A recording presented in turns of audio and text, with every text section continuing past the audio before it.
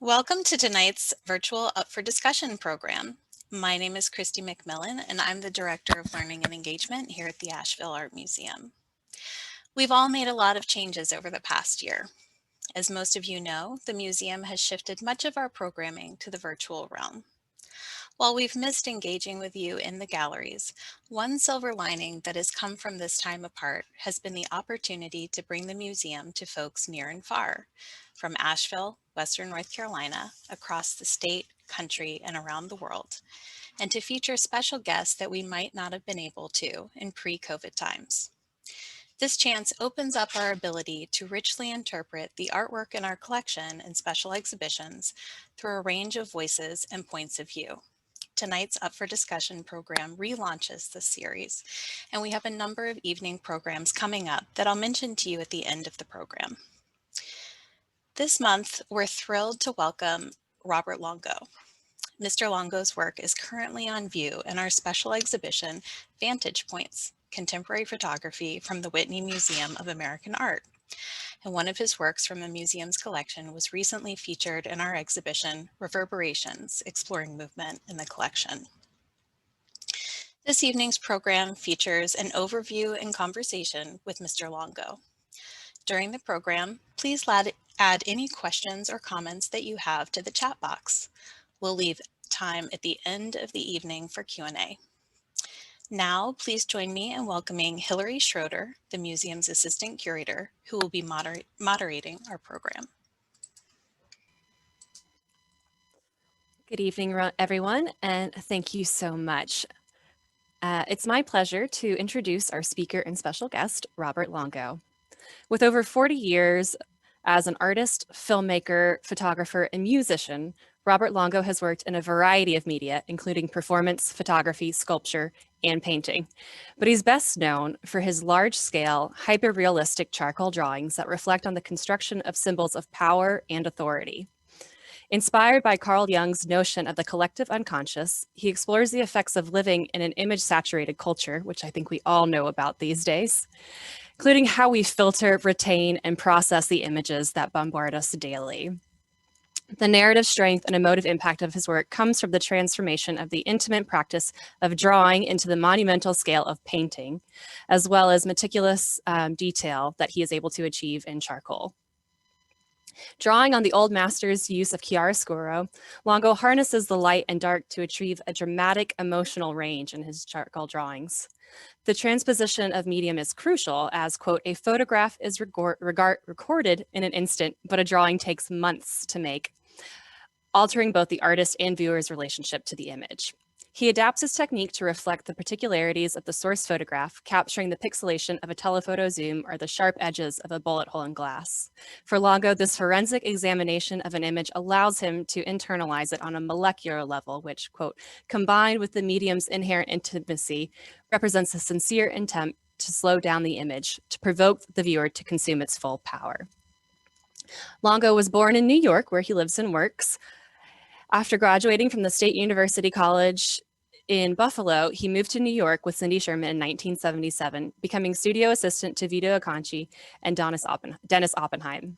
That same year, he participated in the 5-person show Pictures. It was followed in 1981 by his first solo exhibition, debuting the Men in the City's drawings that established his early career, and which we will be talking about tonight. His work is shown internationally at major events such as Documenta and Castle, the Whitney Biennial, and the Venice Biennale. Please join me in welcoming Robert Longo.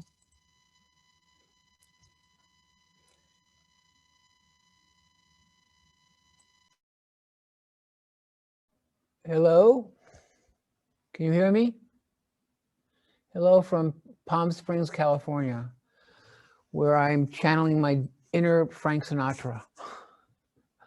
So I think the slides kind of stopped at one point. I didn't see what happened, but anyway, I think what we should talk about is the photographs that you have at the museum right now, the Men in the City's photographs. I think it's important. As an artist over the last 40 years, my work has been in has gone through a lot of different changes, different phases. I mean, I'm one of the artists that they blame. I got blamed for the 80s for a while. So during the 1990s, I kind of took a back seat for a while. The thing that's interesting as an artist, as you get older, how does one stay relevant is a really important thing. But what's interesting about these photographs that you have at the museum is that I never. What happened with my work, I came out of a generation of artists that basically, I mean, I didn't really start reading until I was 30. I was dyslexic. I grew up with black and white television, and I looked at Life magazine and Time magazine and comic books. I mean, I basically read by reading pictures and not books. The thing is when I started making work early on in Buffalo, I was making pictures of pictures, and I was asked to be part of this show called Pictures, where I met a bunch of other artists that came from Cal Arts, and we were all the zeitgeist that we had a very similar connection at that point. I think what we were the generation that came after conceptual artists, where conceptual artists, I think what happens when generations follow and other generations, there's the form and content of one generation. What happens is I think that form ends up becoming the content of the next generation. Conceptual art used a lot of photographs, but they were really pretty terrible in that sense. Ironically, I ended up buying a bunch of Vito Conci photographs and Chris Burden photographs, but I realized how much those photographs had an impact on me as an artist. The other thing is, I think the other thing that really had a huge influence on me was in high school growing up, I pretty much was a pretty bad student, but I was pretty good at sports and music, and my major interest was sports, music, and girls, basically. But what happened my senior year in high school was Kent State, and the photograph of it's a really famous photograph of the dead kid on the ground and the girl screaming over his body. That the young man on the ground that was laying dead, had gone to high school with, and that he had a huge impact on my life, and that image really stuck in my mind. And I think that's at that point I started becoming very politically active, and in that sense it was really important. But when I go back to thinking about pictures of pictures, I lived in Buffalo at that time, and I was going to this very bad art school, but there was a great museum there, and I met a bunch of interesting artists there, and we decided to form an alternative space. That's where I met Cindy, and Cindy and I started living together, like in 1975 or something like that. And at one point, once I got into the picture show, it was a chance to move to New York, and we packed up my Volkswagen van and we moved to New York. And the picture show was a really important moment. We thought all of us in the show thought we'd become successful. Of course, we didn't at that point, because what was happening is all this neo-expressionist stuff was happening, like kind of messy painting, like the trans avant-garde, things like that. And what was interesting is the generation of artists that I was interested in, my friends, like Cindy, Jack Goldstein, Troy Brontok, David Sally, we were interested in what art could be. And I thought all this expressionistic art was about art, what art was. And I thought that was we were a really different take on that. But Men in the Cities was interesting. I was making pictures of pictures at that time. And what was happening was if we can go to that first image of the American Soldier, the relief. Is that possible? Yeah, let me get that pulled up really quickly. So this image was in the picture show, and I had a couple of pieces in the show. They were all these kind of reliefs, and this was based off of a film still from a Fassbender movie called The American Soldier, and it was actually not very big. It was maybe like 24 inches, maybe 30 inches high. It was cast aluminum, and it was basically painted like a toy soldier. But this piece got an enormous amount of attention. And I remember reading this great article by Janis Kournelis, where he talked about, as artists, one should work towards affection. You should listen to how they respond to your work. And at that time, I was doing performances, I was playing in a band, I was making films, and I was making drawings, I was making sculpture. And all of a sudden, this one piece got a lot of attention. And I realized, wait a minute, maybe I should really focus my attention on this. And what I realized, I couldn't find these images anymore in newspapers or magazines. and I realized I had to take my own photographs, and that's what these images that you have now. So can we show those photos? Yes.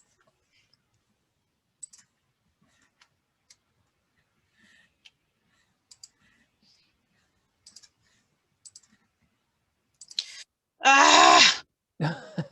Anyway, these photographs, I never thought of them as, I think it's great that they're included in a show about photographs. I never quite thought of them. They were source images that I made the drawings from, for sure. And what was interesting about it, I only, like in the last 10 years or so, I decided to show them because I was encouraged by Cindy to show these photographs as a, I mean, I never thought about, they were basically slides that were, looked like I kept them in my shoe. They were so, you know, dirty and scratched and stuff like that. But now with all the things you can do digitally, you can kind of do touch-ups. Do you have the photograph of that you took in the museum? Sure, give me just one sec. Okay. So all these Men in the Cities images are based off of photographs that I took of my friends. And the thing that's interesting is that the style, the clothes that they were wearing was basically our uniform at the time. We were like, New York City was kind of, at that time was kind of divided. The art scene to me was divided in half. Broadway kind of like divided it. It's like the east side of Broadway was where the East Village later developed. That was more like where CBGB's was, and where the punks that wore leather jackets and, you know, green hair and safety pins. On the west side where we were, everyone looked like they belonged in a Godard film or something like that. This kind of very retro kind of stylish look, skinny ties, you know, stovepipe pants, you know, women in skirts and dresses and high heels and things like that. But I thought these are these uniforms at the time. I mean, ironically, these drawings have become this, what's interesting about these images, they've become these iconic images that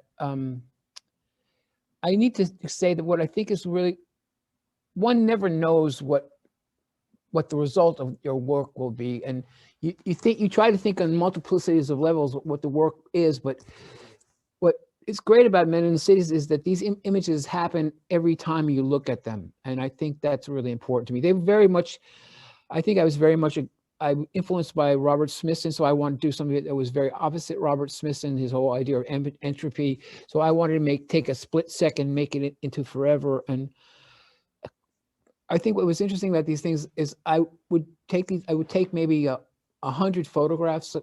I'd take my friends up on the roof. I would throw balls at them or film canisters or tie ropes to them and jerk them around the roof. And I would try. So the way this work developed is, if you looked at, I was playing in bands. I wanted these things to be like, they were always meant to be in groups of not one at a time, but always meant to be seen as a triptych or, you know, six as a group.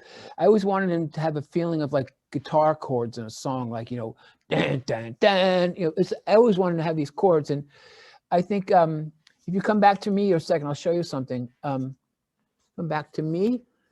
So a way that I do a photo session is I would make these sketches like this, these abstract symbols. And I would try to figure out the rhythm that I'd want to make the drawing as. And that was the key. I was trying to get these, sometimes I would cut them up. I would put somebody else's head on another drawing. I remember hearing about how Rodin, when he made sculptures, he'd walk up to the clay sculpture and cut off a hand and stick on another hand and things like that. So they're composites. And this started the process that I still use today. What's interesting about these photographs and also Men in the Cities is that the basis of that work is I think artists are single-minded in that sense. I think I've stayed the course of my work from that point on. And I grew up as an artist during Reagan, which is like the guy who first said, let's make America great again. And it was a very political time that happened after Jimmy Carter, when everyone wasn't quite sure where they, you know, the failing of hippiedom, things like that. But it was an important moment for me. I also think is that I think it also made me realize that, like, if you remember the old radio stations where you tune in radio, if you go too far one way, too far the other way, you would lose reception. I realized what I was trying to do is I was trying to make something that was highly personal, but also socially relevant. And and Men in the Cities also had this connection for me as a kid. I've told this many times. When I was a kid, in the movies, people started dying much more dramatically than they did. Like when James Cagney would get shot, he would get shot and just go, ugh. You know, all of a sudden Sam Peckinpah came along and people were being blown through the walls and things like that. And we started playing these games when I was a kid called Who Could Fall Dead the Best. It's based off the idea where it used to be called catch or fly. Whoever hit the ball and whoever caught the ball got to be the batter. And this was like, one guy pretended to have a gun and the other two guys would run at him and you would shoot him, and whoever died the best got to be the guy with the gun again. But this game was like, we would play for hours. And Men in the Cities, ironically, is somehow connected to that, but it's also connected to violence. I mean, when Reagan was assassinated, with the attempted assassination of Reagan, one of the Secret Service guys looked like one of the guys in my drawings, and it seemed like it made sense to me. It had to do with cinematic violence at the same time that it had this personal connection to me. It also had to do with kind of like white people doomness. It was about like the whiteness. It's all white people. It seemed to be like doomed white people in my sense. And I think that was, I was living downtown. I was living near Wall Street. And the other thing is, I'm babbling on here, but the thing is, what's interesting about Men in the Cities, and I think it's really important to explain, is that what's really interesting is, as an artist, if you're enabled to establish an iconic image, you run the risk of losing authorship of it. So what happens is a lot of times, like if you've seen Mad Men, or you've seen ads like for the iPod, people think that I've made those ads, but I had nothing to do with those things. They basically ripped me off, which is like, okay. I mean, weird way, it's the highest form of compliment for sure in that sense. And so in that sense, I felt like this, I mean, when I think about how I will be remembered in art history, it will probably be those images, I think, but who knows? I mean, I'm not done yet. So anyway, okay, I babbled enough. Okay, let's talk some more. Okay, your turn. Okay, well, let me pull up some of those images from Men in the Cities right quick, because I do have kind of a question about Men in the Cities specifically, if everybody can see that. So Men in the Cities is something that exists in a variety of media. It kind of started off with a three-dimensional or dimensional thing, if you will, and it has been expressed in sculpture and in photography and in drawing. And so I was wondering if you could speak a little bit about the relationship between the various ways in which you've explored this imagery and theme within this body of work. Okay, well, I think what was interesting to me is that I think by shifting mediums, a lot of times, to me, it was a way of testing the idea. I mean, I think I'm still very much a conceptual artist in that sense. I mean, that's where I come out of in that sense. At the same time, I think drawing, I always drew as a kid. That was the way I got through life. I mean, my notebooks were filled with drawings and things like that. So drawing to me is I mean, I'm always very suspicious of artists who can't draw.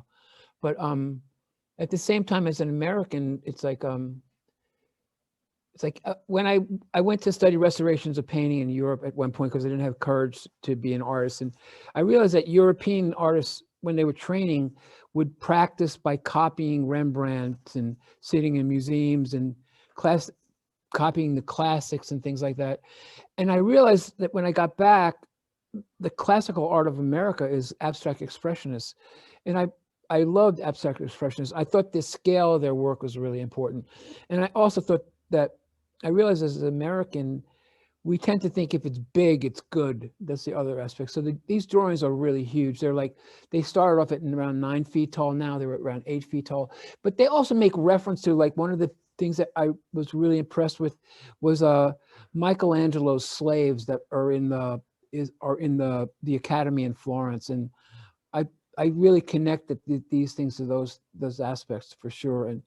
But yeah, the change of medium had a lot to do with testing it. One of the reasons I ended up focusing on drawing is because I was broke, you know, and I couldn't make photographs, I couldn't make films, things like that. And one of the reasons I focused on drawings was because I was broke. That was one of the things for sure. But has subsequently happened is I've returned back to drawing like about in like 2000, just solely drawing. And I'm, but I think drawing is this medium that is this intimate practice that exists in this valley between high art of painting and sculpture. It's like, it's always this like bastard medium that's always in the basement of a museum in brown rooms and things like that. It's like, I've taken drawing to this level of where I basically am competing with painting and sculpture and cinema in that sense. So I found my I don't know, I find my life's work and that's still connected to drawing. I'm still drawing in my notebooks, you know, that's what I still do, that all the time, drawing all the time. So anyway, I hope that answered your question. Yes, and there's some excitement about getting a sneak peek into the drawing sketchbook moment that you shared earlier. Oh yeah, the thing is, like when people start saying, at that time they were saying return to the figurative. I said, I don't care. I don't give a fuck about the figure. I'm interested in these really abstract symbols. To me, these were symbols. They weren't people. Like if you took their clothes off, that's what you would see. You know, you would see these scribbles, and you would, you know, I wasn't interested in like new figuration. I thought was so stupid. I had no interest in figurative art in that sense. You know, there's a great line that Barnett Newman said, that he said that he thought that abstract expressionists were representational artists that were working abstractly. And I think I'm an abstract artist working representationally. So. Well, that makes my next question kind of an interesting one, I guess, which is what role that does realism play in your work? Because as I've looked through these works, obviously, and then some of your recent stuff after your return to working in charcoal so extensively and exquisitely, that there is a high level of realism. Well, I think I'd like to call the new work hyper-real, because Hyper-real. It's way past.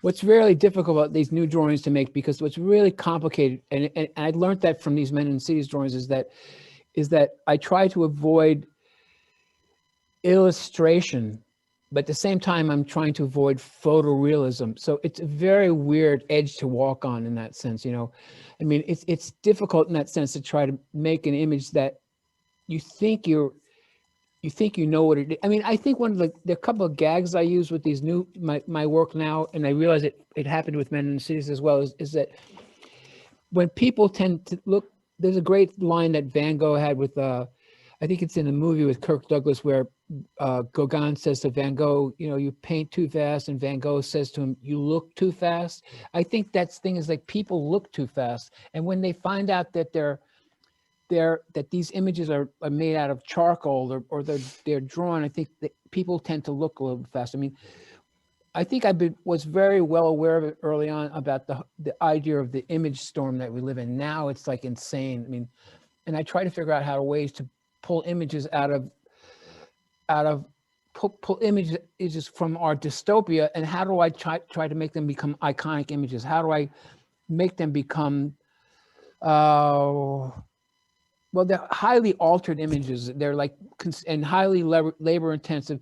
And how do I make them to become something of a memory, you know, something beyond themselves? That becomes really important, because the thing that's really also interesting about art is that there's two functions to looking at art. There's the moment of seeing the art, and there's also remembering the art, and that's really important to me. But I like that familiar, like people tend to remember in photographs. I think that's really important. Yeah. So I use the trick of that people seeing photographs as a really important part, because I use a paper same paper I've been using since Men in the Cities, that has just enough grain in it that evokes like almost a photograph. So people not quite, until they get close enough to look at the drawing, then they realize it's actually marks and scribbles. And, you know, I remember looking at a Velasquez painting and looking at the cuff painted on the lace, and looked at it really closely and went, fuck, it looks just like an, you know, Jackson Pollock painting, you know. And I mean, I also think that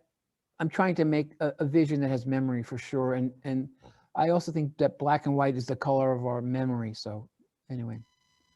I was wondering if you wouldn't mind if I shared some of those recent Sure, recent images. Is sure. there a particular series you might want me to pull up? I think go to the just go to Destroyer Cycle for sure. Okay, great. Because I think folks Well, will this is a see perfect that. example. Destroyer. This is idea of getting older and trying to still stay relevant is important. I think this Destroyer Cycle.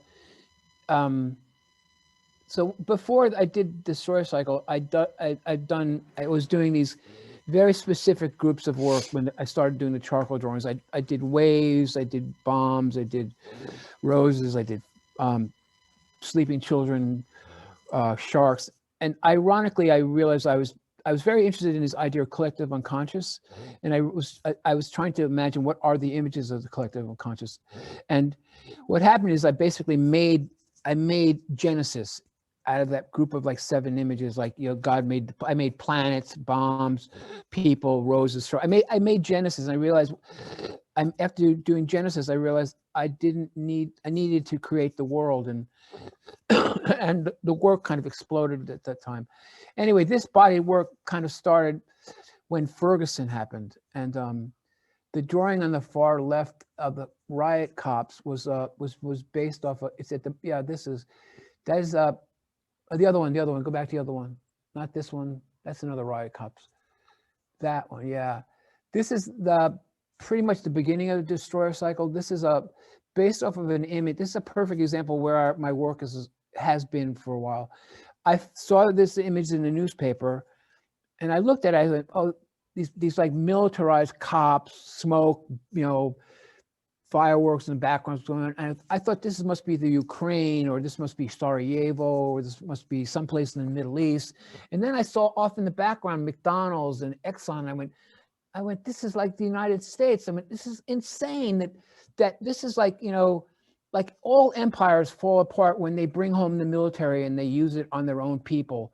I mean, this was the most frightening image I saw of these cops wearing these like surplus, you know, equipment that we had left over from Iraq to basically against people protesting with their hands up. So I am an image thief. So in my early years, I would just steal images.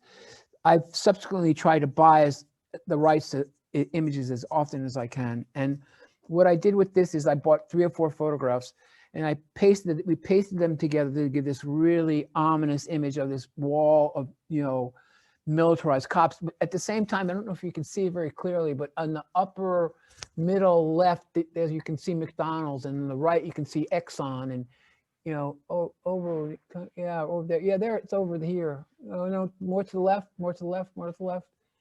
Other side, go the other way. Right above the street light. You can see, yeah, there it is, right there, over here. Yeah, right there. That's it. See McDonald's? There you go. Anyway, this became the beginning of really this whole work. And what was ironic is I was trying to figure out how I could do drawings of the protesters, and I could not do them justice. It just did not seem adequate enough.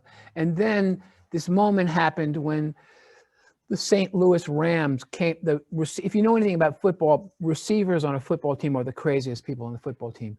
So if you go to the football player with his hands up, and this guy, Kenny Britt, organized the receiving corps, these 5 guys, to come out with their hands up.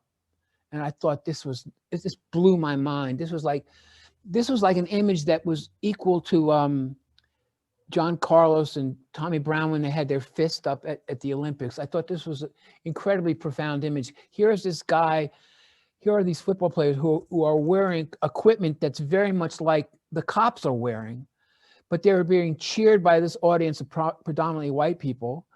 And Michael Brown is a black man who was the size of a football player, but he got shot because he wasn't playing football, you know. I was so outraged at that. And what happened at this point is it also began this kind of thing that I try to do, is that whenever I make a political content work, I try to make like 10 or 20% of the money that I make from it, and I donate it to a certain, you know, organization. So when I did the early stuff, that Black Lives Matter had not yet formed, but I gave money to like the legal funds, things like that. So all these works I've been doing subsequently then that have political content, I try to make donations to different organizations, which is really important for me. And what was interesting about the I don't think it's in this series, but when you saw the 4 or 5 football players with their hands up coming out, it reminded me a lot of like of Rodin's Burgers of the Burgers of Calais, which I thought was, it's not here. I don't think it's there. Anyway, it was a pretty intense image, and yeah.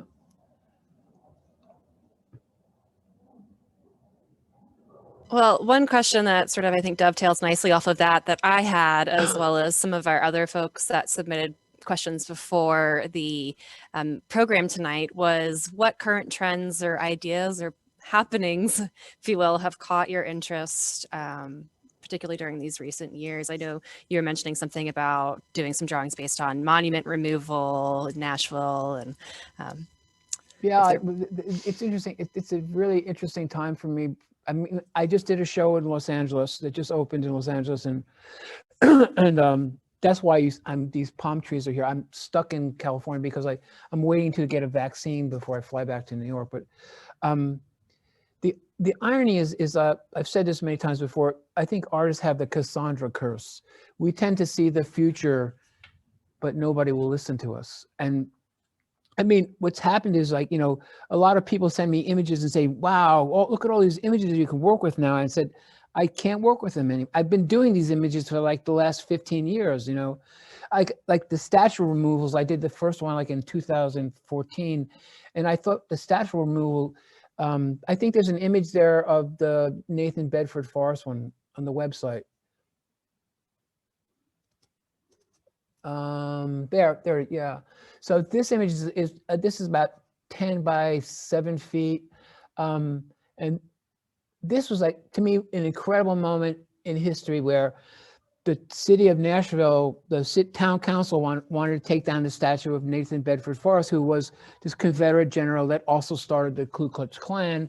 And but they had to ask the state government for approval or something, and they were dragging their feet. So the city council sold the property to a private organization, a nonprofit organization. They came at night to take the piece down, which I thought was so extraordinary. I mean, it was like, it almost looks like a lynching, you know? I mean, I think in America, racism is stupidity's recourse for sure. But I mean, I thought this was an incredible moment for sure. And this, so I've done a bunch of drawings about the statues coming down, but I'm at a point right now, I'm not quite sure what to do anymore, because I think I'm trying to navigate this image storm for a long time. And I think the work, you know, people are seeing the images now. They're actually looking at it. I mean, the image of storming the Capitol, I mean, I've done versions of that without, you know, in different manifestations of it for sure, in different ways.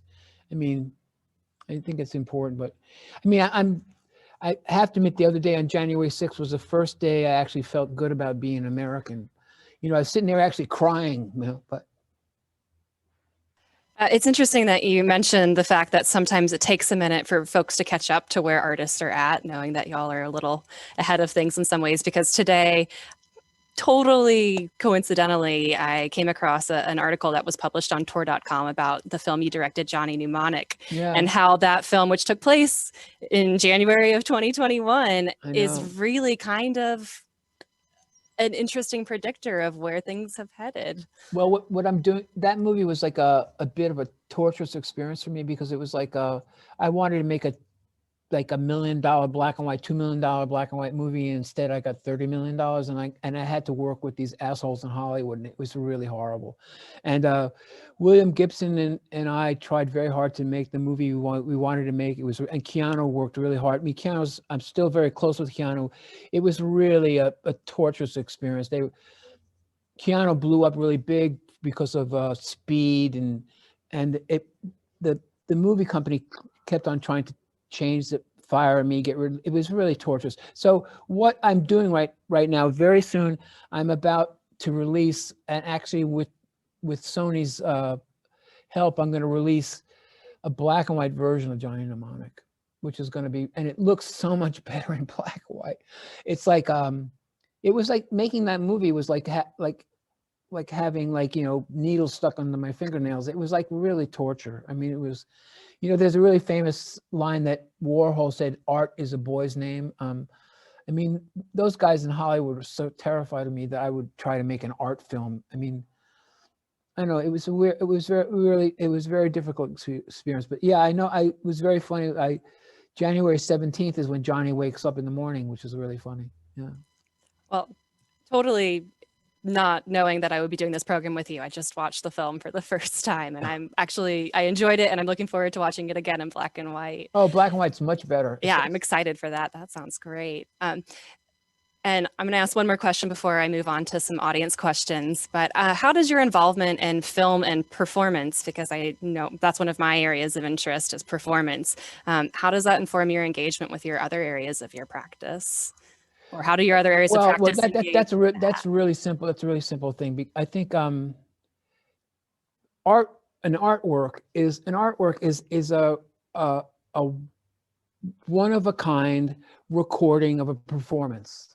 You know, so if try to imagine what would a one of a kind recording of Mozart playing one of his piano concertos, or a one of a kind recording of Miles Davis playing.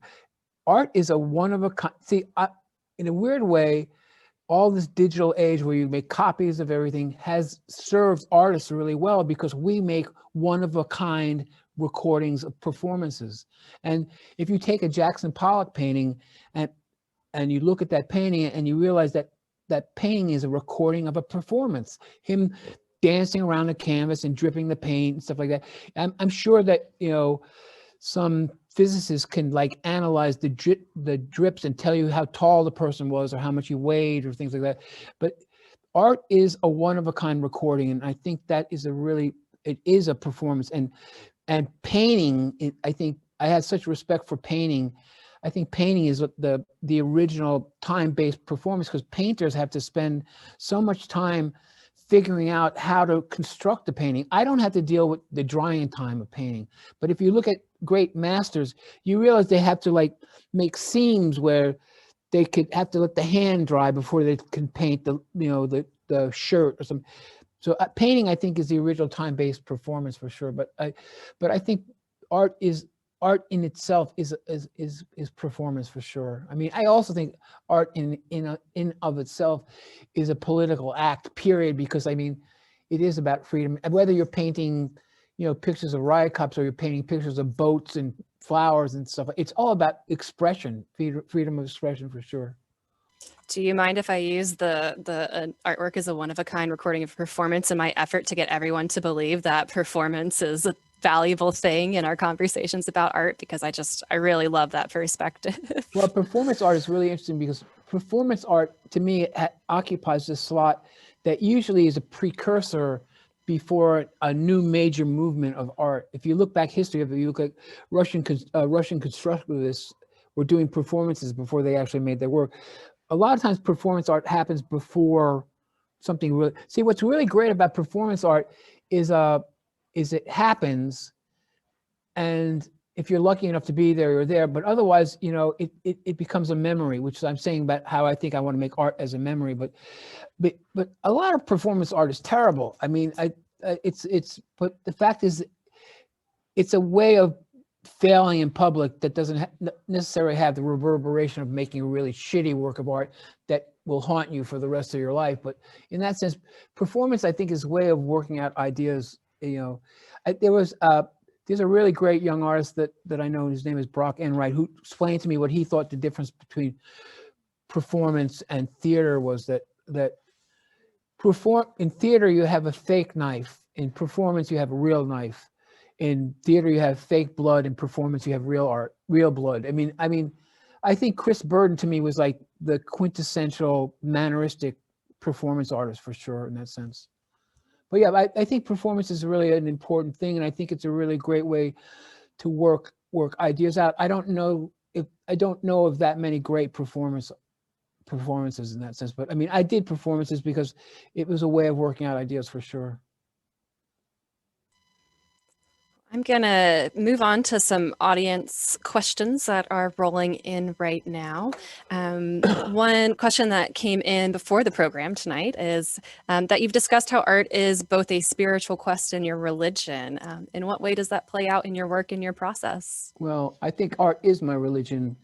but I also think of it as my religion. I keep on thinking it's one of those religions where I don't think many people have been killed in the name of, but but it is what it is what I believe in. I think art is really about a statement about believing in something, and the fact is that my work takes a long time to make. In the fact that I take that moment and commit myself to something, it's because I believe in it. So I think it's really about believing in something. I think that's really important. But I mean, I do believe in God. I mean, there has to be something bigger in this world, bigger than my own ego. So I mean, in that sense, I mean, I think I do believe in a higher power for sure. Here's a fun one. I know that you are a musician yourself and that you've worked with musicians on videos and album art over the years. And so this question is about what is your all-time favorite record? That's like saying what's your all-time favorite movie. It's like, I remember scenes in a movie. I can't tell you my favorite movie. I mean, music, I remember certain songs, and the thing is, albums now are not like the albums. I reveal my own age. I mean, in the old days, albums were like really masterpieces. Like every song was really great. But now it's like, albums have one great song and then the rest of the album sucks. So in that sense, there are so many records I like. It's really hard for me to say. I mean, I still listen to like a lot of, I still listen to songs I listened to like, 20, 30 years ago. I mean, I still really like the song LaGrange by ZZ Top. I mean, I can't help it. I can't help it. I love Joy Division, I mean, I really love Public Enemy. I really love Public Enemy. I think that Fear of a Black Planet is one of the great albums for sure. And yeah, I mean, it's really hard. But music, I can look at work and tell you almost like the music I was listening to at the time when I was listening to it. Lately, music is all over the place for me. I mean, yeah, there aren't albums anymore that I particularly like, but I hope that answered it. I mean, music is like the gasoline for my engine in the studio. As soon as we come in and, we have big speakers in the studio, music is blasting all the time. And it's interesting. Most of the guys that work for me all play instruments. I mean, so everyone, it's very fun. Most of them played sports and most of them played instruments. I mean, one time we joked about the idea we're going to make a studio band, but yeah, I sometimes at night, I plug my guitar in and walk around and kind of serenade my work, which is a really kind of great feeling. But yeah, music is really important for me. I mean, I grew up with my sister was an opera singer. So I've grown up, I have a pretty good background in music for sure. And I'm going to selfishly kind of ask one of my questions that I had tucked away since you mentioned your studio. You have all of these really great photographs of your studio. Mhm. And I was wondering, what's one thing that is essential for you when you're in the studio working? Is there Music. music? Mm-hmm. And there was someone who asked if there was anything in particular that you were listening to while making Men in the Cities. Joy Division. Division. Joy Division and Talking Heads. Oh, I see that. Yeah, really. Very much well, so. There's a really great line. I think it's "Make a Motion" is in one of David Byrne's songs.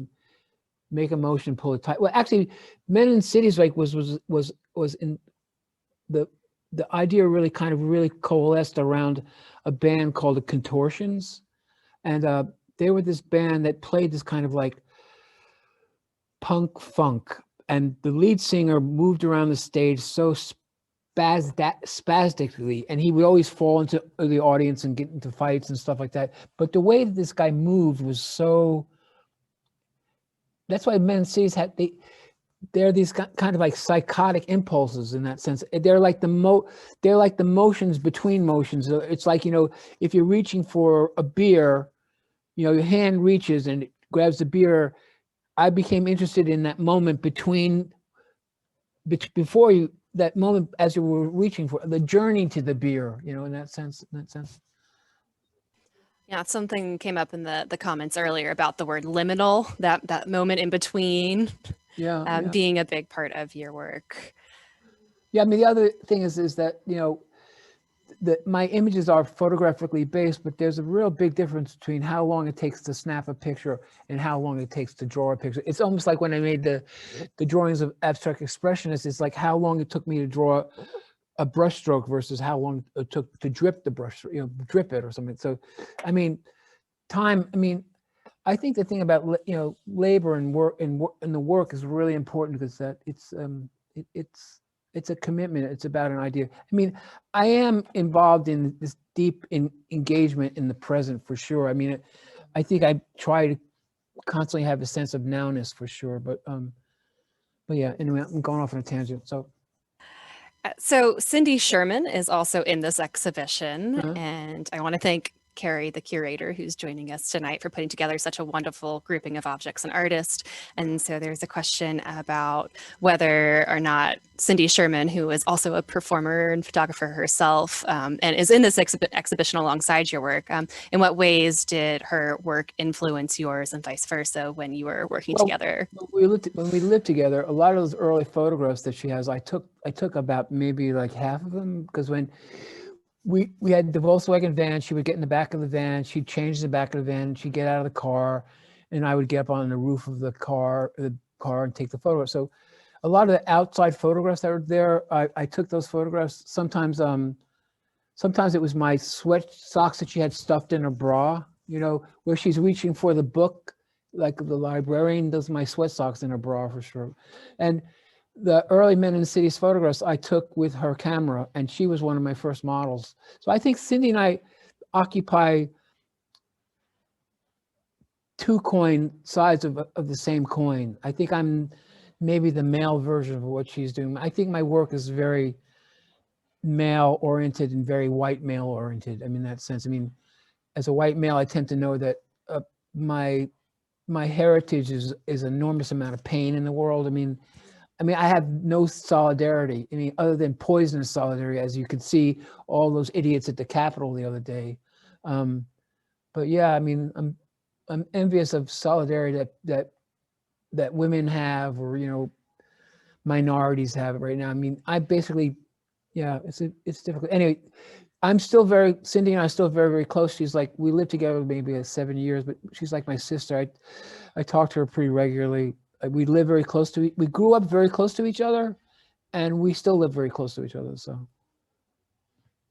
I'm imagining you in that same bus that you rolled into New York City with when you packed up and moved. I assume it was the same Volkswagen bus. Yeah, exactly. They got towed away. We had too many tickets eventually, so we lost the bus. They impounded the Volkswagen. We never saw it again. But yeah, when we first knew New York was really difficult. It was like I was driving a taxi. Cindy wasn't quite sure what she was going to do. She was almost going to work at A&S. It was a really kind of strange period of time. But she was like way ahead of a lot of us with her work for sure. And the thing is, what she was able to do was she accessed something. That thing about finding something that's highly personal, socially relevant, she accessed her path. Like she used to always get dressed up as a little kid. And she, and I remember one time just jokingly saying, why don't you take pictures of that, And her work kind of exploded. It was like, she was like way ahead of most of us in a way. And she's incredibly consistent. She's incredibly consistent, and her work is really quite amazing for sure. I'm a big fan of her work, and really enjoy kind of the context of knowing both of your bodies of work, and this whole pictures generation is an area of interest for me in the art historical realm of things. It's interesting. There's a lot of younger artists say to me that they're jealous of us because they don't have this like grouping. Like if you think about what comes after pictures, Neo Geo, or like there is it's like it's kind of like shattered. It's like, I think there is strength in numbers for sure, but there was definitely a sense of what was going on for all of us at the time. We'd all hang around and talk about our ideas, what we were doing for sure early on. I think the irony is that as one tends to get successful as an artist, you get more and more involved in your own process and your own investigation. But yeah, but those are the guys. I think what's interesting is, as an artist, it's very hard to be really open and interested in other people that aren't part of your generation. So it's hard for me when somebody says, "What have you seen any really good art lately?" And I'll say, "Yeah, I saw Cindy's show." It's like I haven't. I mean, it's hard for me like to figure out what I think is a. Anyway, it's interesting. I do think, though, that because your work evolved in such a way that was really responsive to culture, to what was happening in the world politically and culturally, that as your work has evolved and changed, and others sort of from that same group of artists, is that you've been able to remain attuned to the changes that are happening in the world at large and be responsive as your practice has changed. I mean, I think it's very obvious when we're looking at your charcoal drawings from recent years that that impact has continued because of the approach that you take to making and thinking about your process. Yeah, like I said earlier, it's like it is about trying. How do you get older as an artist? How do you stay relevant? I mean, the other thing is like is that the idea, 3G, 5G, faster, more. The irony about more information creates the opposite effect, in that sense. And I mean, I think we live in this culture of a kind of like a culture of impatience, basically created by electronics and stuff like that. And I think I'm glad I'm a bit old school in that sense, But anyway, I like that things take time for sure. Just a couple more questions here. This is kind of a ponderer. What criteria does an artwork need to have for it to be considered good? How the fuck do I know? I just make the shit, really, really. I mean, I study it and write Yeah. about it, and I don't know. I could always tell you. It's interesting as an artist. One of the things that is like I've been so I have a little studio here in my garage, and I split in New York. I split my time now part of time in about 3 or 4 days in the city, and then 3 or 4 days out in East Hampton. I have a little studio out there, and I'm experimenting, and I realize that I don't know what it is what I'm making right now. I'm working without my assistants. I'm working by myself, and I think I'm getting close to the time when I'm going to start asking people to come see what I'm doing. I think it's really important as an artist, you create like your board of directors, people that you trust that will tell you the truth. And that's really hard because, I know that I've told people that I think what they do is really interesting. And then I go home and I go, that work was terrible. So you need to have people that you really trust in that sense. I mean, whether work is good or not, it's hard for me. I mean, I know what I like. And the thing is, I have this kind of net that I throw onto something that I see, a kind of critical criteria. And if I catch it, I'm bored. It's the stuff that slips through the net that I don't understand is interesting to me. And that part of it is kind of interesting. I remember like I've become pretty good friends with Rashid Johnson. And when I first saw his work, I was like, I don't get it, and then the longer it made me want to look at it more and more and more for sure. And now I have one of his paintings in my house. So it's like that's how far it's gone. Ironically, we traded, he has this big drawing I did of the covered leaf statue in Charlottesville in the black plastic. And I have one of his big paintings of anxious men in my house. So we kind of traded. I really enjoy Rashid Johnson's work as well. So it's kind of fun to know that sometimes really there are trades of work. Let's see. Here are a couple more questions. What is the story behind All You Zombies, Truth Before God? I basically was making like there was a band called 6 Sputnik at the time, and they had a song out called Rambo Child. And when I was making this sculpture, I thought about that. And when I made that sculpture, it was like, there's a really famous, couple of famous sculptures by Picasso where there was this orangutan where he took like 2 toy children's cars and put them together and turned them into a monkey, like an orangutan.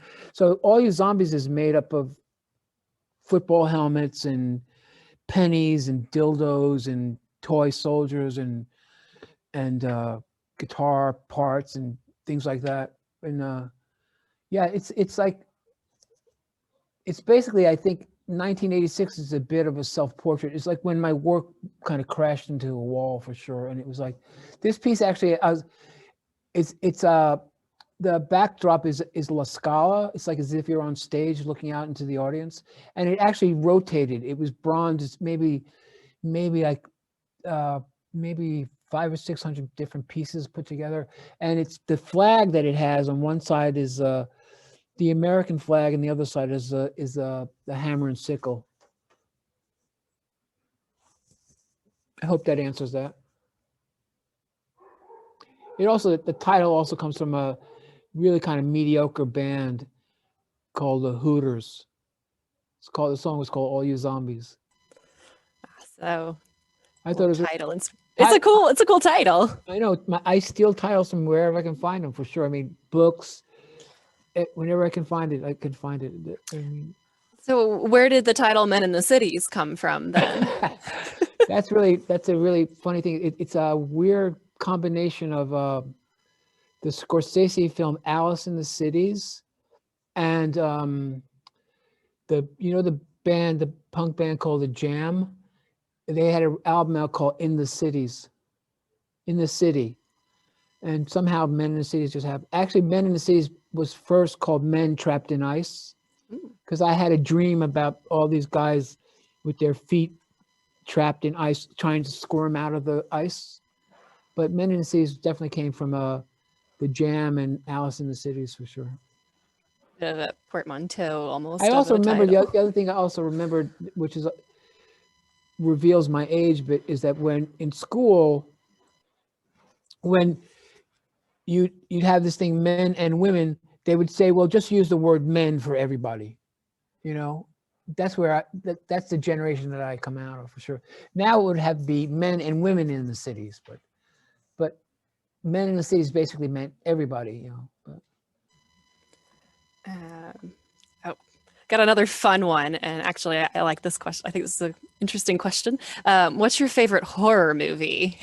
oh, a lot. Actually, Cindy is so into horror movies. It's like she watches the most horrible, disgusting films. But my favorite one is, ironically, growing up as a kid, we grew up so close to each other that we watched the same programs on television. And what was strange is that there was this program called The $1 Million Movie, which was the same movie on 3 times a day for 7 days a week. So if you were home for vacation or you're home for sick, you could see the movie like 50 times in 1 week. So like, for instance, I saw King Kong hundreds of times. There was a movie that I saw as a kid that scared the shit out of me. It was called The Thing. And later on, John Carpenter made his version of it. And I think that's one of the great horror movies, that really, really great. But I also think Rosemary's Baby is one of the most frightening movies I've ever seen. And Psycho is really great. So, I mean, the thing was, really, I have a really vivid imagination. And as a kid, those movies used to scare me. And I think once I got a VCR and I could slow scary parts down in a film, I started watching more horror movies for sure. But yeah, I think The Thing is probably one of the more better ones, with the old one and the new one for sure. That actually relates to, I had a whole list of my own questions that I was keeping aside, but since it's kind of relevant, I noticed that there's references to literature and psychology and to film history and stuff throughout your work. And just wondering if you could speak about how that thread might kind of wind through different bodies. I think one tends to look for as much help as possible.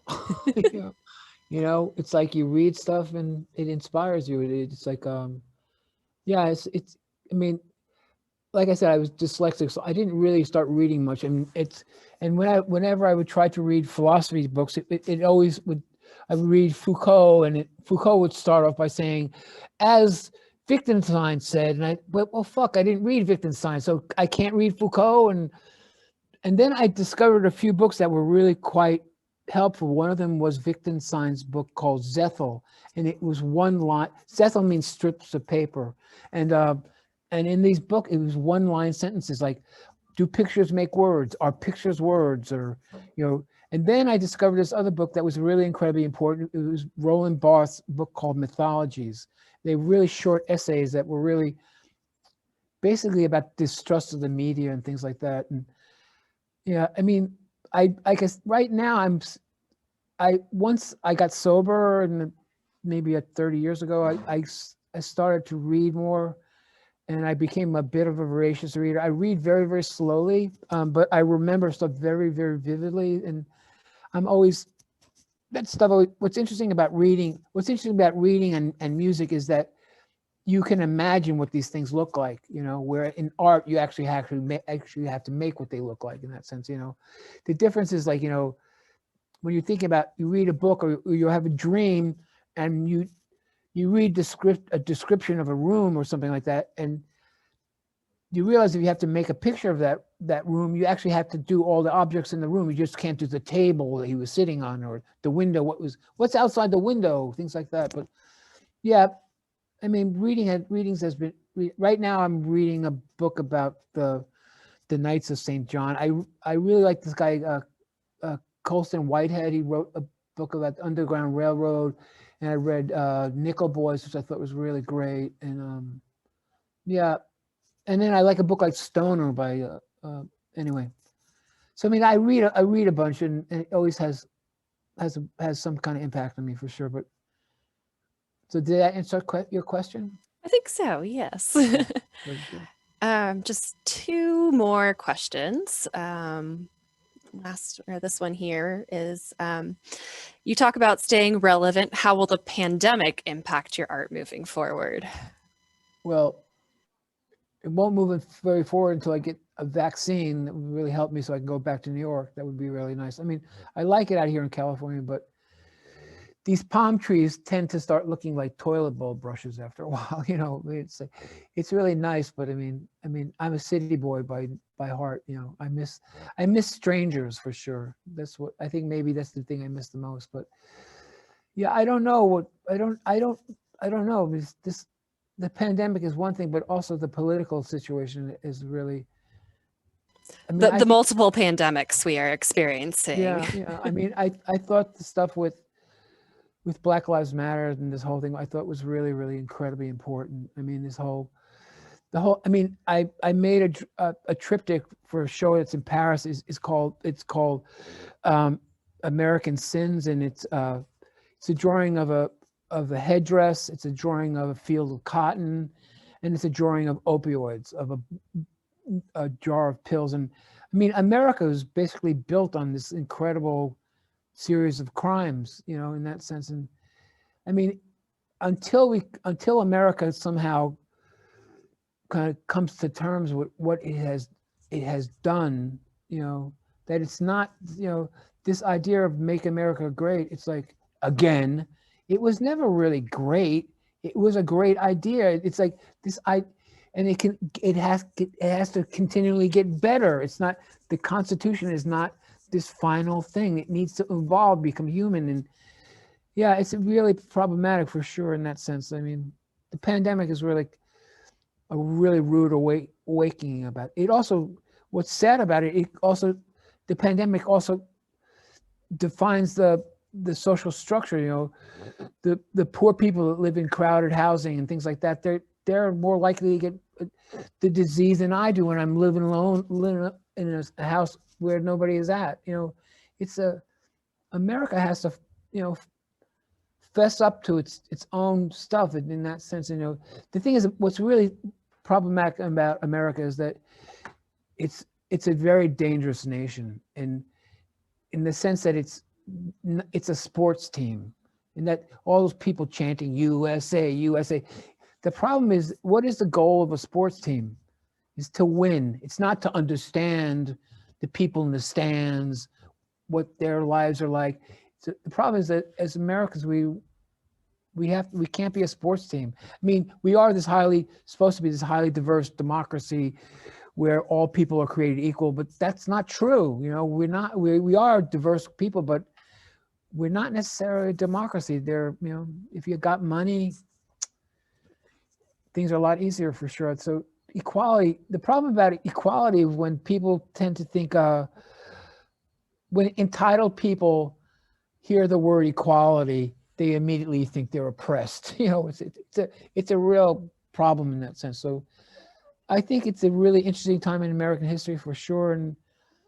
But I don't know how that 70 some odd million people who voted for that orange guy will see the world differently. It's really scary. I mean, I think a lot of white people are really scared that their entitlement will end, and that's, things have to change. Things have to change for sure. Well, I'm glad that we have the arts as a way to process that, people making things to help us move through these things to something better. Well, that's why museums are really important, because the thing is that as an artist, the thing is that exhibitions have always been an incredibly important thing to me, because they're the last chance that I have to control the work. It's like place becomes a vehicle for meaning in that sense. And, if I'm lucky enough to sell the work, someone can take it and like hang it in their bathroom, or they could not even hang it. They could put it in storage, not, in that sense. I mean, I think that's, I mean, collectors are really important who buy art. I mean, the Medicis, as fucked up as the Medicis were, they were incredibly important. They gave us Michelangelo, Raphael, things like that. But the thing that's interesting about collectors as an artist, when you're younger, you think they're taking your children away. Then you start realizing your art gallery becomes an adoption agency who has to find the right people. And the thing that when people buy art, they don't own the work. What's more important is they take on the responsibility of being stewards of that art. So it's a much bigger than simply owning art. So in that sense, is like, I'm really grateful that I'm fortunate enough to sell my work, for sure. I mean, I know a lot of artists I think are really, really great that haven't had that opportunity. I mean, in that sense, it's a really kind of conflicting thing how it all works. But I think of museums, I've always geared my work for the public to see it. That's really important. I keep on thinking, the art fairs are, for instance, the art fairs are really great because, it's not the best place to show work. It's really shitty lighting and stuff like that. But art fairs, like hundreds of thousands people go see a fucking art fair. It's amazing.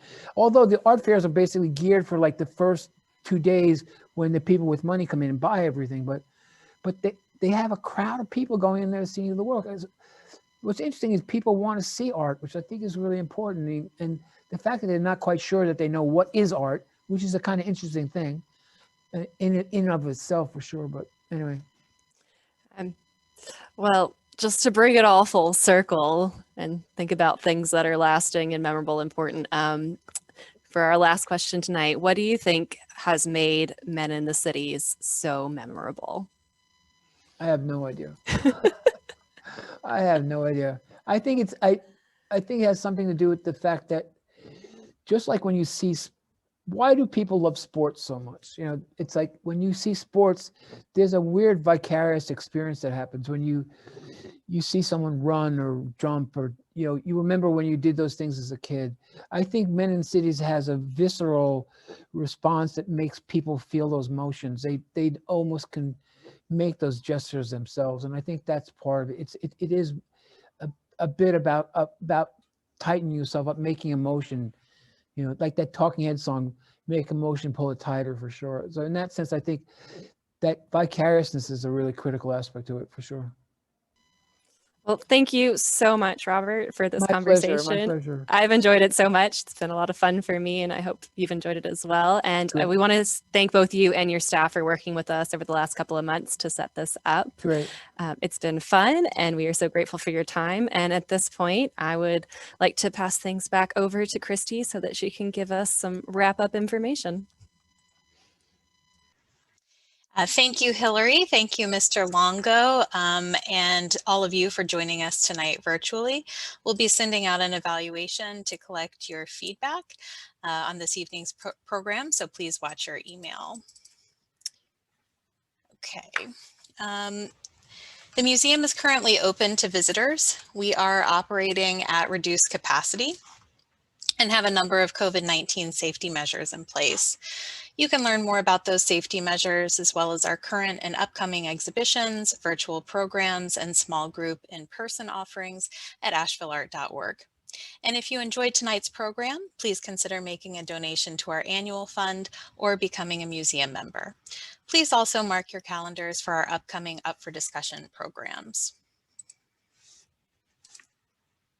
On February 25th, Carrie Springer, who was here earlier from the Whitney Museum of American Art, will join us to discuss our current exhibition, Vantage Points, which features Mr. Longo's photography. On March the 2nd, our guest is Ben Shapiro, director of the film Gregory Crewdson, Brief Encounters. Mr. Shapiro will discuss his interest in the photographer Gregory Crewdson, a photographer whose work is also featured in Vantage Points, the process of making the film, and takes questions from the audience. Later this spring, the curators of two of our special exhibitions will join us. On March 25th, Scott Schweigert from the Reading Public Museum will discuss Across the Atlantic, American Impressionism Through the French Lens. And finally, on April 22nd, Stephen Wicks from the Knoxville Museum of Art will discuss Beaufort Delaney's Metamorphosis into Freedom. These programs are posted on our website. For more information and to register, visit ashevilleart.org. Many thanks to Art Bridges for its generous sponsorship of tonight's program and all of the Up for Discussion virtual talks we have on the horizon. We hope to see you in the galleries or at another virtual program through our Museum from Home initiative. Thank you all for your support. Stay well and have a great rest of your week.